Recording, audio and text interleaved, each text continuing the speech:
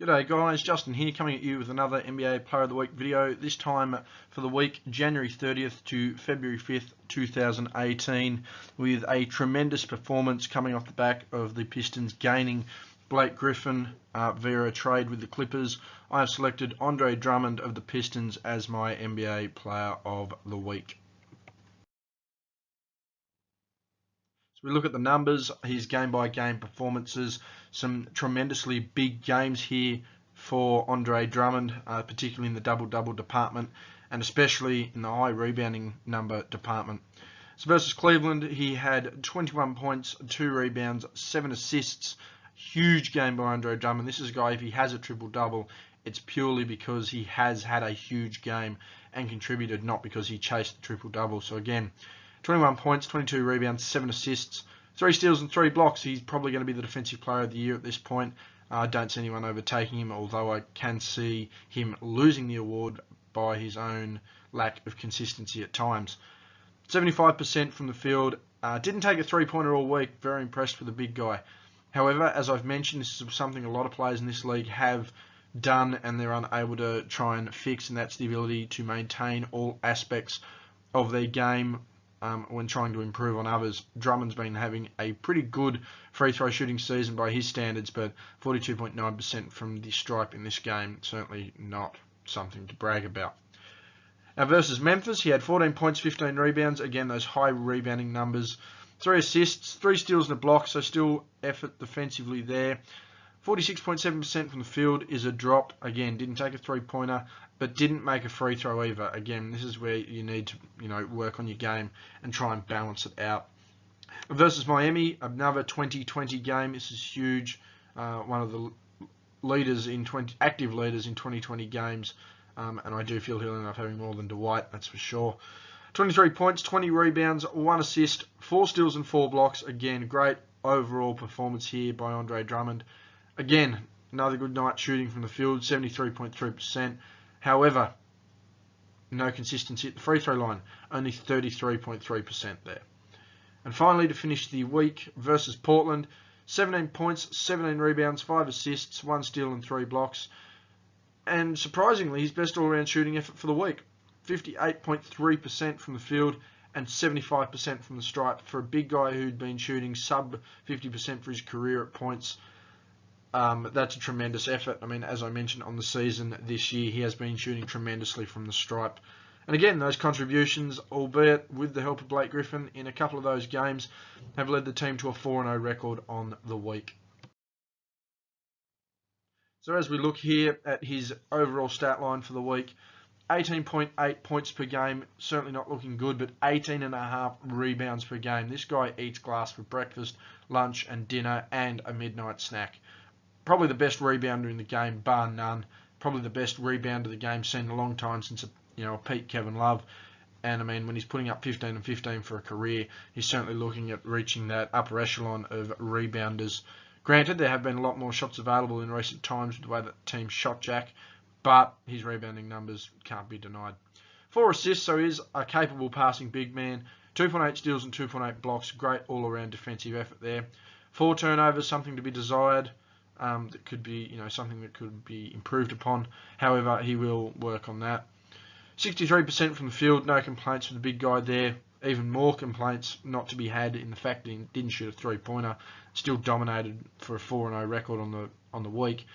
However, 48.3%, again, had improved out of sight starting this season from the free throw line and has let that slip a little bit. But again, hopefully just an off week for Andre Drummond in the free throw department. But overall, his game has been tremendous. So we look at the notable opposition in all 4 games. Usually for the month, I'll pick 3 games, but I mean, he only played 4 for the week, so I may as well go with all of them.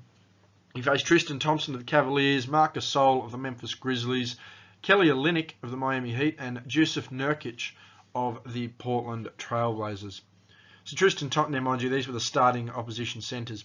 Tristan Thompson had 8 points, 10 rebounds and 1 assist, 1 turnover on 44.4%.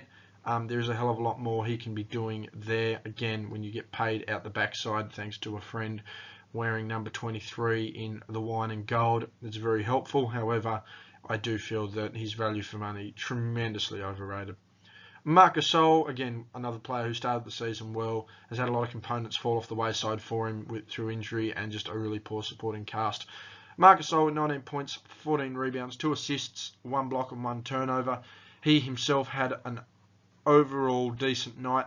However, shooting was to be desired with only 28.6% from the field and 12.5% from deep. 100% from the stripe, certainly no complaints there. Versus the Miami Heat, Kelly Olynyk was the opposing centre on this game. 19 points, 8 rebounds, 5 assists for Olynyk with 1 steal and 2 turnovers. Olynyk can be very hot and cold. He can have games where he's unbelievable, but I mean, that's 1 out of 10, 9 times out of 10. He struggles for consistency and good form. So again, 19 points, 8 rebounds, 5 assists and 1 steal, 2 turnovers on the game. Shooting, again, to be desired. 47.4% as a big man, 50% should be your bare minimum. 12.5% from deep. Again, with the way players shoot these days, there's no reason why he can't be shooting 30% from deep. However, a big guy shooting threes isn't always necessary either. And he didn't take a free throw. Jusuf Nurkic, the European from Portland, a very small and minor game considering he's been a double-double bearer for the last couple of seasons. 10 points, 5 rebounds, 2 assists with a steal and a block. 1 turnover on 50% shooting. Didn't take a three, didn't take a free throw. So there are the numbers for the opposition directly of Draymond Green. Good Lord, what am I doing? Of Andre Drummond, the direct opposition of Andre Drummond here for the week, January 30th to February 5th. As we go into his fourth quarter play here versus Cleveland, he had 4 points, 4 rebounds, 1 assist, shot 100% from the field and only 50% from the stripe, didn't take a three as mentioned. Versus Memphis, big game, one of the two big fourth quarters he had on the week. 10 points, 4 rebounds and a steal, 71.4% from the field. Versus Miami, 8 points, 5 rebounds and only 1 turnover, along with 100% from the field. And versus Portland, very quiet, 2 points, 2 rebounds, 2 assists. Didn't make a shot from the field, didn't take a 3-point shot, but he did make both free throws. Again, a slight improvement there for Drummond. As a little note down the bottom here, he led the Pistons in scoring in the fourth quarters against Memphis and Miami. So his 2 biggest games and the 2 tightest games he played, he delivered when it mattered. Against Cleveland, Detroit had garnered a 5-point lead heading into the fourth and won the game by 11. A shout out to LeBron James, who in the fourth quarter against Detroit there in that win for Detroit had a mighty 0 points, while they defeated Portland by 20. Again, certainly, no match for them in the end there. So it's good to see him delivering when it matters, and the team delivering when there's no need for their stars to step up. So as we look here are just the players that have been my Player of the Week. Drummond becomes player number 11 to receive a Player of the Week award. Steph Curry and Kyrie Irving both with Players of the Week. Kevin Durant being a Player of the Week as well. I believe that's twice. Steph Curry, I believe, is twice. I think Kyrie once or twice.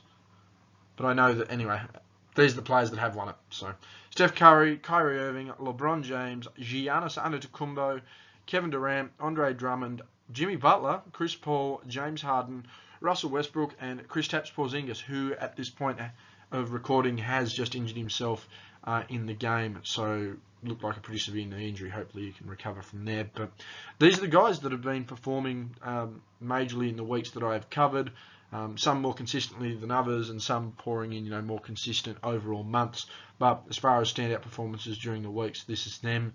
And it's quite interesting to note how many players are from the East and how many are from the West.